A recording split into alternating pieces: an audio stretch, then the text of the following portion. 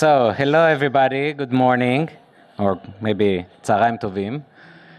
I admit it's quite strange for me to talk in this context because usually I give these presentations in English, but I'm Israel, so it's quite strange to talk in English in front of a Hebrew-speaking audience.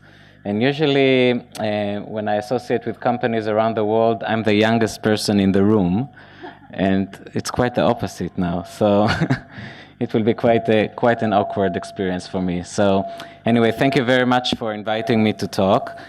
I'll focus my presentation not on the entire breadth of the theory of constraints, which is one of the leading management philosophies and methodologies around the world. I'm quite sure any one of you who have studied an MBA heard about it. Many probably read the book The Goal. For example, you saw the recommendation to read the Phoenix Project. When you read this book, you'll see that there is a lot of credit that is given to the book The Goal and to theory of constraints. I will not focus on I will not describe the entire theory, but focus on what we do with companies when the constraint of their business is in business innovation, in creating value. In our vocabulary, we call it when the constraint is on the demand side. What limits their growth is their ability to provide more value or exceptional value that will establish their competitive advantage. Now, we work with a lot of companies around the world, and most of them are brick and stone companies, from industry like Toyota, Panasonic, Mazda, Hitachi, Omron, from Japan, just to say a few, and from like Boeing and Procter & Gamble, from the US. So brick and stone companies, but from any industries. So most of my example and my speech will not be using a vocabulary that you're familiar with from the IT environment. I hope, though, you will understand the methods that we apply with companies, because it's quite challenging to move these brick and stone companies and start a process of innovation. They are not innovation oriented, as we say, like in your type of businesses. Maybe their challenge is quite the opposite than yours. Your challenge is mainly how to not do too much innovation. We saw so many tools that you need to choose, and their challenge is how to start an innovation process and really do something impactful, and that's what we work with. So I'm going to show you today the process that we use in the context of the theory of constraints, תורת האילוצים בעברית, and how we use this process for business innovation. Just a few words about the theory before we start. So the theory of constraints is all about a holistic approach. We look at the business as a whole and we ask, what are the key constraints, the few leveraging points that really limits the growth of the business? Now, the constraints could be either in the ability of the company to deliver value, so it's on the operation side, or in the ability of the business to create value, which is on the demand side. We need to see where is the main constraint. Many times it's interacting and it moves between one and the other. And we provide tools for the organization in order to focus on these key constraints and move the organization forward. So there are many tools in the field of the theory of constraints, and as I said, I'm going to focus only on business innovation in this presentation as much as I can. So when we talk about innovation, I would like to start with a quote of Marcel Proust, the French novelist. And he said, "The real voyage of discovery consists not in seeking new landscapes, but in having new eyes." So what we're trying to when we work with these brick and stone companies, what we're trying to do is to say, look, you do not necessarily need to look for new markets, bright new technologies in order to create impactful innovation. Actually, many times this is the reason, because you're trying to look for these new markets and new technologies, this is the reason why you don't innovate. You don't take these brave steps forward. Maybe what you need to do is first to look at the reality that you know, the customers that you serve, and just look at it from a different perspective, with a new fresh of eyes. And the new eyes that you need to embrace, that you need to look at reality, is not your eyes, the company eyes, but the eyes of the customer. You need to look at reality from the customer's point of view and ask what type of limitations these customers have and how do we provide value, therefore, how do we remove these limitations? Now, it's easy to say, but it's very, very difficult to do. To stop looking from the company perspective and try to look from the customer perspective. It's very difficult to do. There are several pitfalls that many times lead us astray. If you look at the business innovation flow, these are the 3 steps where many times we fall to the trap of looking at reality from the company perspective and starting to go away from looking at it from the customer perspective. It starts from the first step, improving value proposition, the ideation step. Many times when we try to see how do we provide value to customer, the starting point is to look at our current technology, our current assets, and ask ourselves, okay, how do we leverage these? How do we leverage these to give more value to the customers? Now, obviously, we should not ignore the current assets of the company. But if that's our starting point, it means by definition, from the first go of the analysis of the market, that we take the company eyes. Because we already limit ourselves to look only in the context of our assets, and not in the context of what the customers may need, and later ask whether we have the right assets to give them the value that they need. The second step where many times we fall to the trap is on the business model. So if we have applied successfully the value proposition, which means we came up with a concept that can really deliver high value to enough customers, the next step will be to learn how do we convert value to business. How do we design a business model that can really provide the company with the right sales and margins? Many times we go astray here, again, because we ask ourselves what type of profit targets we have, again, from the company perspective. And we can come up with a great business model that can really provide a very good profit for the business, but when we apply it in reality, customers are not willing to pay this. And the last step is the execution plan. Like, I don't need to tell you that innovation is all about iterations. You start with something, you learn from reality as quickly as you can, and then go through a process of iterations. Here, there is a very big trap for companies, which is called sunk cost. So we start to develop an idea, we invest a lot of money and time and resources in developing it, and then we start to see that it doesn't provide as much value as that we thought, for whatever reason.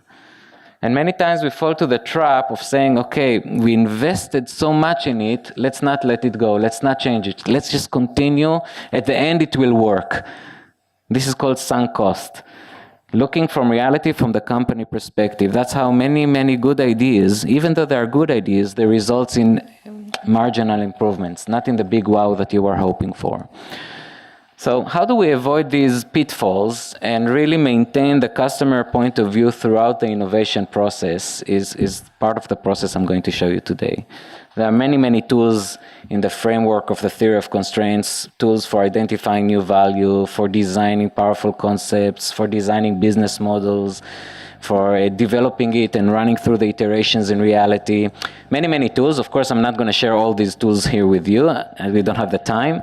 I'm just going to give you a taste of some of these tools, so maybe you can take it with you and continue to provide great value to the world.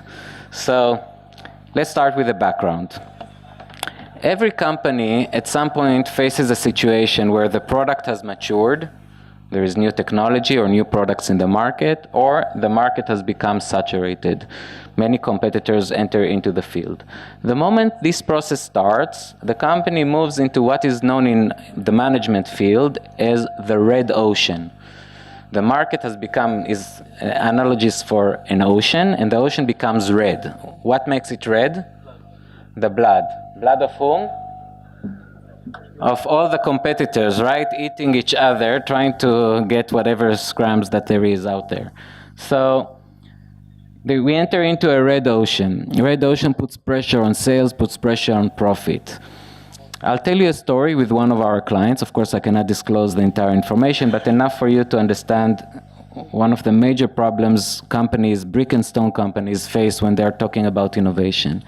And the problem is it's not the right moment for innovation. We're under short-term pressure. We had to focus on the near future, and they're right. It's not that they're wrong, okay? But it's not the right time to invest in innovation and to look. Now, it's a huge problem and a huge challenge for companies because of the following scenario, which, in order for me to explain it first, let me share an example. Now, I don't know why the arrows look like that. It was not supposed to look like that, so somehow an arrow switched here. So, disregard the arrows. There was a problem in the slide, okay? Just look at the text. This company is a company somewhere in Europe, doesn't matter where, that produce meat pastries. Those of you maybe not understand what I mean, think of it like sort of empanadas, okay? A pastry, it's sort of a pie that inside there is meat. And they have a very strong brand, a very good brand. They were selling quite nicely in the 3-digit million local currency, whatever it is. And all was nice. Now their product is sold in a category which is called chilled products. Chilled products are products that you go to the grocery and you buy it off the shelf like sandwiches. You can open the plastic bag and eat it right away. In their case, you can also, after you open it, put it in an oven for 20 minutes, and then, of course, the quality is much better. Chilled products. It has a very long shelf life because it's not fresh product. So it can be on the shelf for several weeks, even more than a month. But once you open it, you need to eat it. So all was nice. Really, they were growing, stable, fantastic. Until about 3 years ago, the retailers that sold their product, all these groceries and retail chains, said, "Oh, this product looks nice. It has a nice margin. Let's come out with a private label." Do you know what's a private label? Okay, it's a brand that is owned by the retailer, not by an external brand. Now, the moment retailers decide to go out with a private label and you're the brand, you really need to hope that they will fail, because if they will succeed with their private label, you are in deep trouble. I'll be polite. What happens? If they're successful, it means that immediately next to you on the shelf, you're the brand. Next to you, there is a similar product which is much cheaper. Now, once it's successful, your sales are going down, but then you get what we call the double whammy. You get 2 hits. First, your sales are going down. Second, since it's successful, the retailer will come to you and say, "You know what? If you want me to continue and present your brand on the shelf, give me better margin." Make sense, everybody? Big problem. That's what happened to them. So if you see the bottom of the slide, let's see, can you see the marker? Yes. It says sales are dropping. Okay, that's what happened to them. When sales are dropping, then the profit started to reduce, obviously. Now they're under short-term pressure to really improve sales. What do? How can they boost sales quickly? Lower the price, give discounts. Now, God forbid, they don't say discount in this industry, because discount is obviously very bad. They call it in a much nicer way. So in this industry, it's called promotions. We are doing promotions, okay? But it's just discounts. So if sales are dropping, they give more discounts, do more promotions, which means their profit even further reduce. Now they're under pressure to improve profit. If I want to improve profit fast and I have a limit on my sales capabilities, so what I'll do, I'll try to reduce cost. How do I reduce cost? They do 2 things. First thing they did, they spend less on marketing. You can see it over there. They spend less on marketing. Since they spread less on marketing, then there is less brand awareness in the market, so their sales are dropping even further. Fair enough, everybody? Another thing they did, they said, okay, in order to reduce cost, let's see if we can make the product cheaper, if we can reduce the cost of making the product. Maybe we can make the same product but with less meat. We'll take the meat out, we'll make it with much less meat. How do we know that the product is sellable even though it has less meat? What is the proof? Anybody here has a guess? Sorry? Exactly. I have a private label next to me, cheaper. And why is it cheaper? Because it uses less meat. So here's the proof that consumers buy the product even though it has less meat. Let's do the same. Let's reduce the quality of the product. And obviously what happens? Now you have less differentiation. You have less differentiation to the private label next to you, sales are dropping. If these arrows would have presented correctly, you would have seen here a loop. We call it the vicious cycle.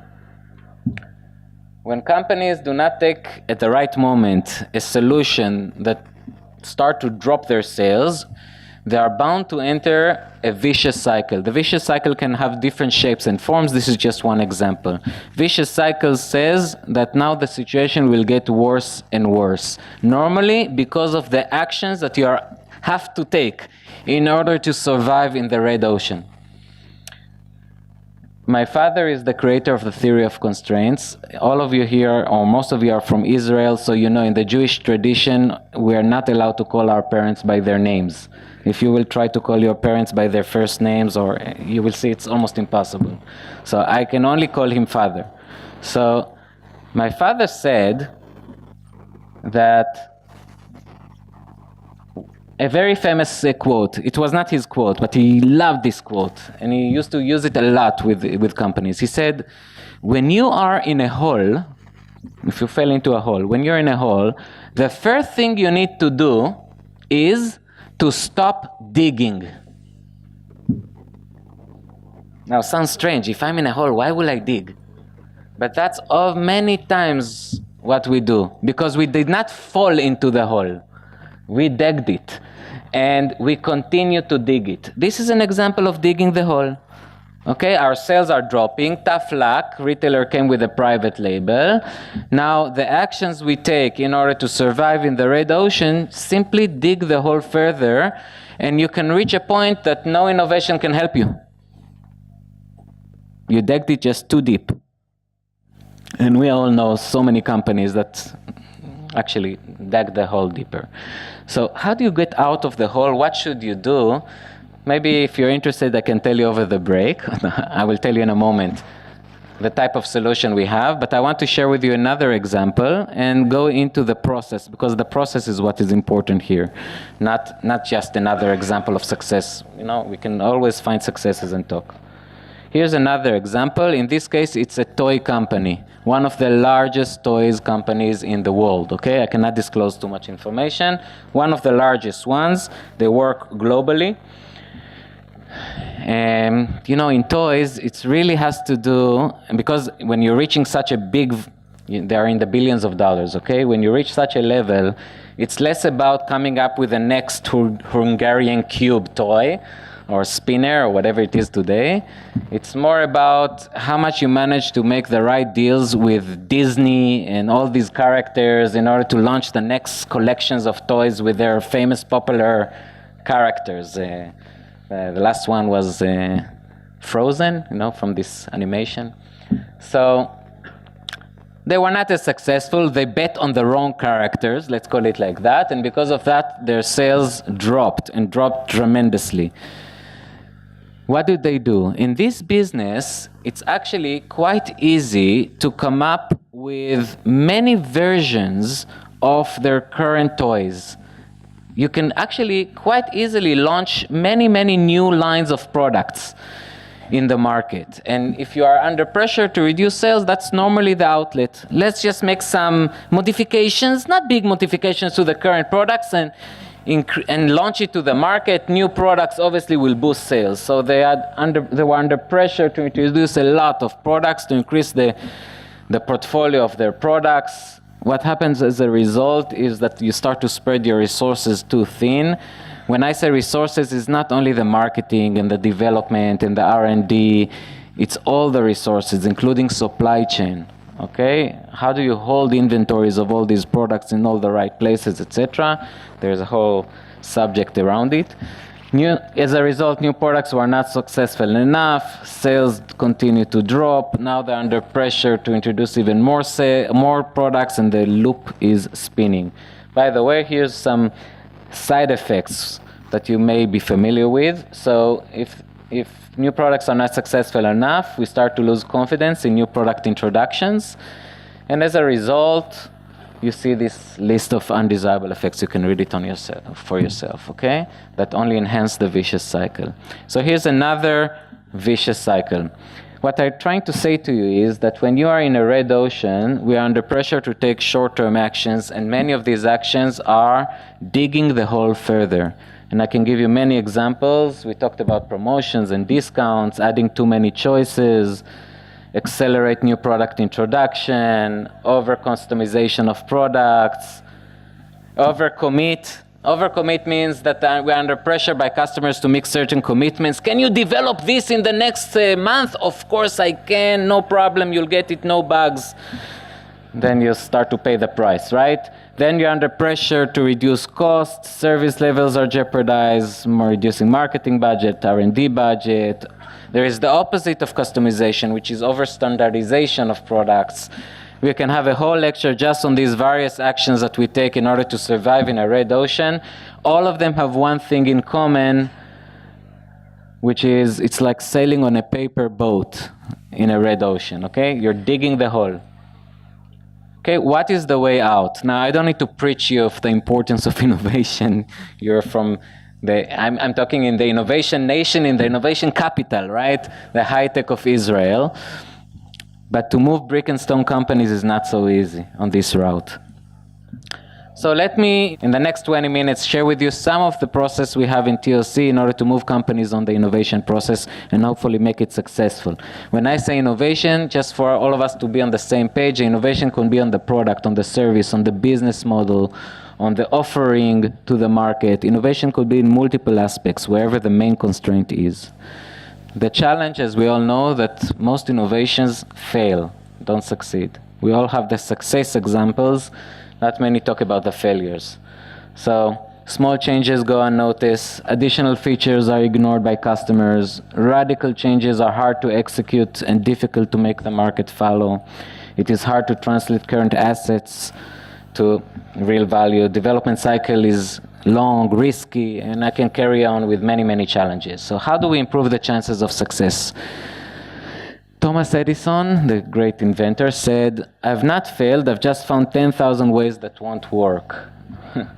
Now, usually we use this quote in order to say that any innovation should go through the process of iterations. But I want to highlight another thing for this quote. I want to say that, look, we can always find reasons why new ideas will not work. Actually, in Israel, we're quite experts in criticisms, right? We can always say why something will not work. It's not so difficult.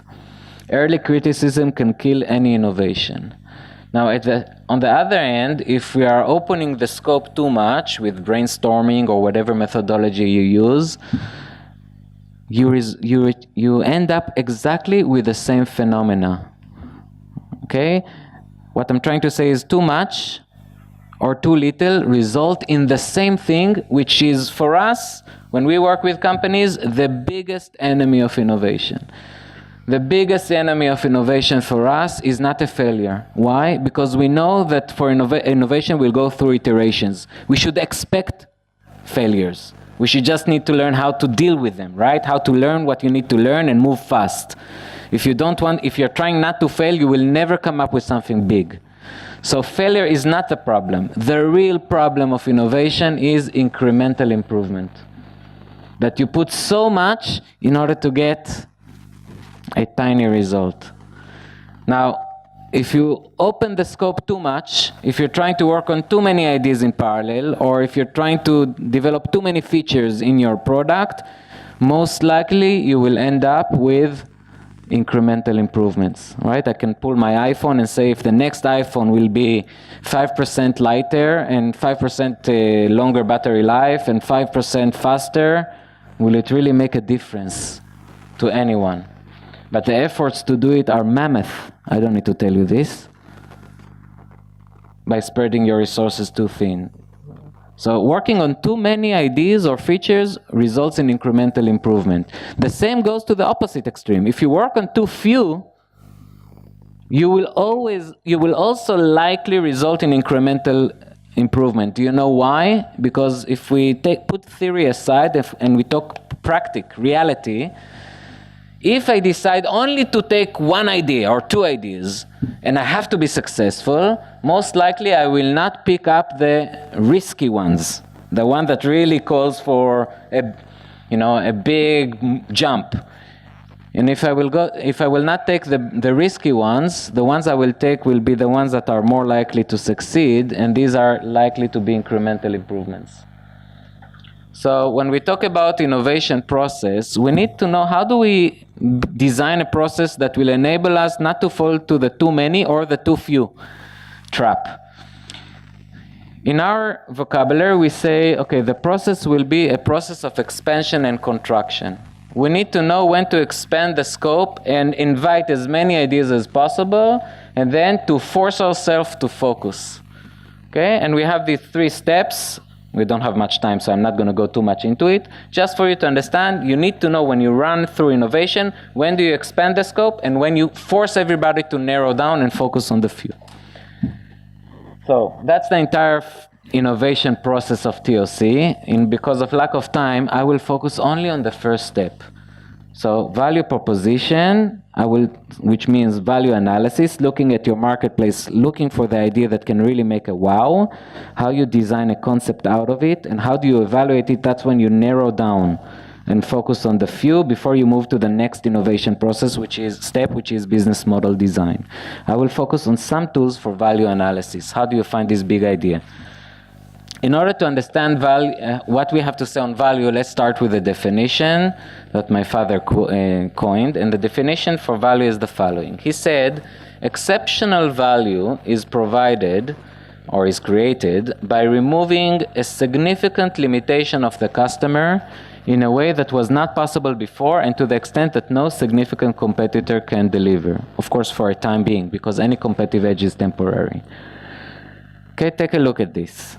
If I want to provide exceptional value, I have to remove a significant limitation of a customer. Reflect it on your experience and see if it's right or wrong. Now, the main concept in this definition is customer's limitation. Now, the reason why we focus on it so much is, first of all, to avoid what we call, and we teach the world the term chupchik. So everybody that is dealing with TOC, and I'm talking about hundreds of thousands of organizations, okay? They know now the word chupchik.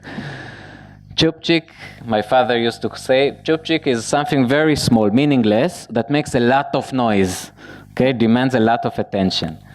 So in order to avoid chupchik ideas, we use the key concept of limitation. We say we need to really make sure that our idea will be aiming to remove a significant limitation of the customer, not just a nice thing to have, not just a decoration.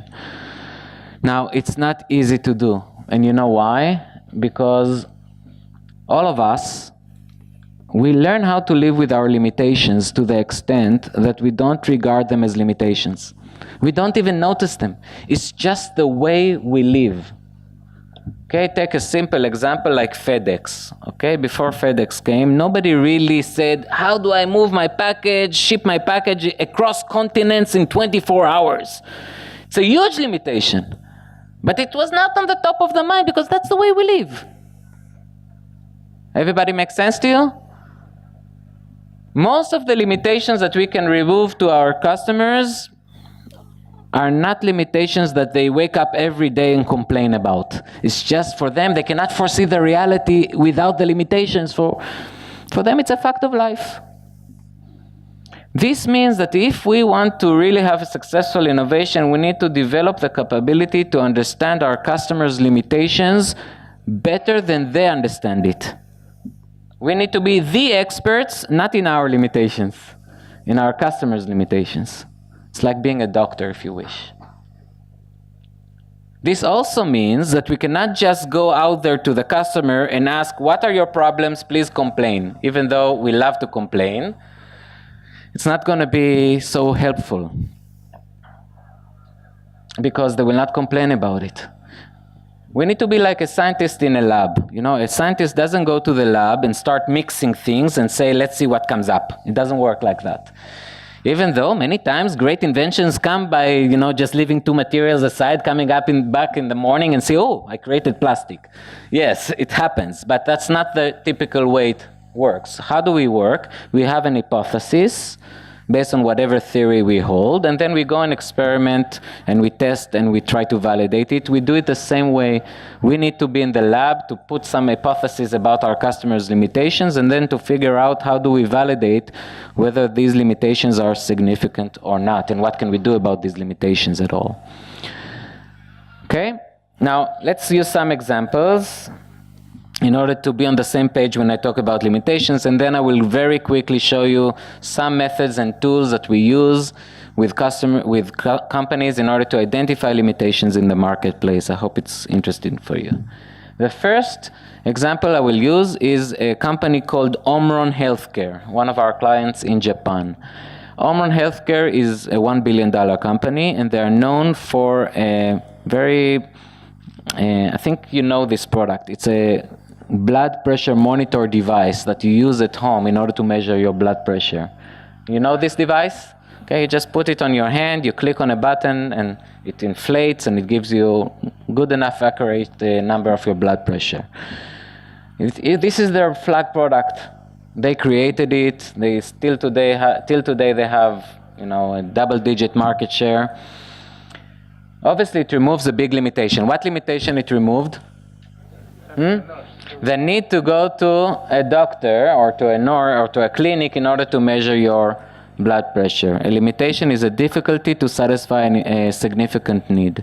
Okay? Here's another very good example of limitations that nobody will complain about until you come with a solution. Right? How many of you think that people complain that they need to go to a doctor to measure the blood pressure? It's just the way we live. Okay? Just for you to understand, there is another thing that we need to do when we come up with a breakthrough product. We need to understand if we need to educate the market to change some behaviors so they can really utilize our technology and remove their limitations. Why do I say it? Because when we have the limitations, we created many behaviors that accommodate this limitation. And even though we get a technology that removes the limitation, many times we don't change these behaviors. We have a technology that removes the limitation, but nevertheless we behave as if the limitation exists. For example, let's take Omron. What Omron found out after a year since they launched this product, they did a survey, and they saw that many customers that bought their product, and many of them bought it because the doctor told them, you have, you know, blood pressure problems, gave you some pills, but the pills may not work. You will see when you get older. So I have this at home and measure your blood pressure.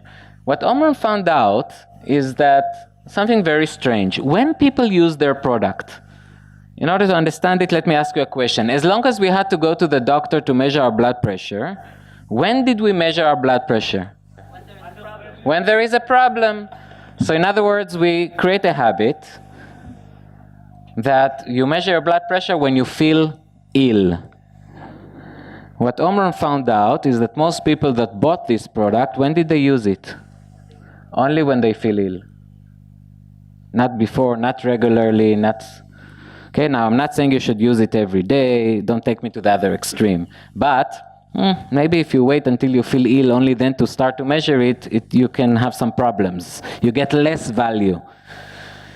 Anyway, what I'm trying to tell you here, many times, even though you came up with a technology that removes a limitation, you need to think what type of behaviors you need to change. Now, I have great stories about IKEA and Google, but we have to rush, and I want to give you some tools, so let me move forward. The tools that we use in order to find limitations in the marketplace are called the 3 I's. The first one is minus. That's the most intuitive approach. That's when you think of customers' problems and you think how to remove them. Minus is a problem, is a plus, removing a problem. It's the most intuitive approach because all of us are experts in complaining, in bitching and moaning. We all know we all know the Israeli joke. Why the Israeli child only start talking when he's 3 years old? You don't know? Only then he has something to complain about, obviously. So we all like to complain, right? So that's the most intuitive approach. I'll show you some examples here. The next ones that we use is to find unfulfilled needs of groups of customers, of segments of customers in the market, and think how we can fulfill their needs to a much greater extent. And the third one is what you call the product eyes, when we start to play with our products, with their characteristics, and see if a wow comes up. I will probably have only a few minutes to talk about these first two, so let me move forward. The first one is what I call the minus. So you look at your customers. We have a very practical definition of a customer, also tautological. And the practical definition, anyone that if you remove a limitation, because of that you can get more business. That's it. So take whatever customers you can think of, and come up with a list of undesirable effects that they have. And then think if you can do something about it. Okay, there are various methods to come up with the undesirable effects of customers. We don't have the time to go into it. I'll just share with you a small example. One of the companies that we work with is a jewelry company. It's a branded jewelry company, and they sell their jewelry, high-end jewelry, through small mom-and-pop stores in the US, small retail jewelry stores in the US. Now, when they ran this method, they said, let us take not the consumer, but the retail owner, these small jewelry store owners, as my customer, and ask what type of problems they may have and how do I remove these problems. What is the main limitation? I don't know how many of you understand jewelry business, but I think it's quite easy to apply cause and effect thinking here. Jewelry is a very slow-moving product industry. It's not a toothpaste, okay? You don't sell these products very, very quickly since they come into the store.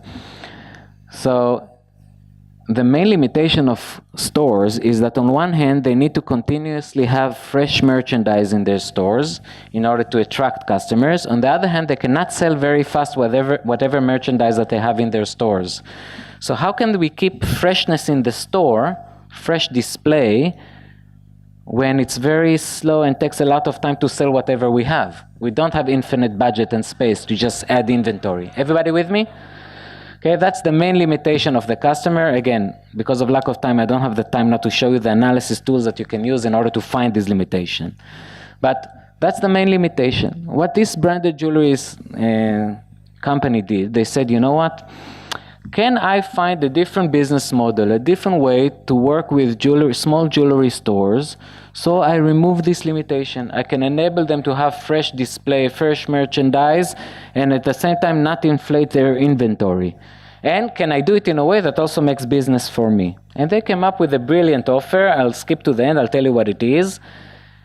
And just tell you that they doubled their sales in a year and a half, and it was in 2009, which is a terrible year for jewelry business in the US. That's when the financial crisis happened. The idea was the following, and it was very simple. They said the following.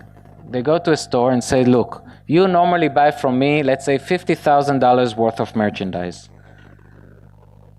Whatever you buy from me, you can replace anytime.